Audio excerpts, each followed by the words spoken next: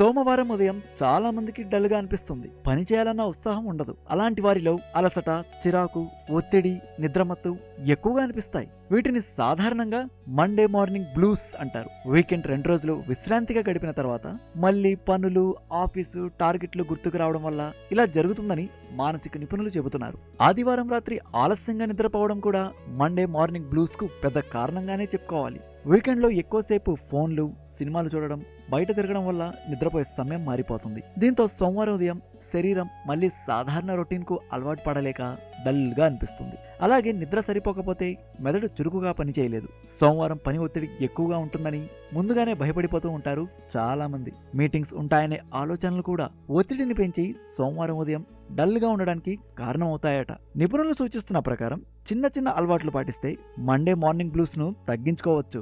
ఆదివారం రాత్రే మరుసటి రోజు పనులను సింపుల్ గా ప్లాన్ చేసుకోవాలి. సోమవారం ఉదయం లేచిన వెంటనే మొబైల్ చూడకుండా కొద్దిసేపు ప్రశాంతంగా ఉండాలి. చిన్నపాటి వ్యాయామాలు, యోగా, వాకింగ్ చేస్తే శరీరంలో ఉత్సాహం పెరుగుతుంది. ఇష్టమైన మ్యూజిక్ వింటే మూడ్ మారిపోతుంది. ఇక ప్రోటీన్ నిండిన బ్రేక్ఫాస్ట్ తీసుకుంటే రోజంతా చురుగ్గా ఉండొచ్చు.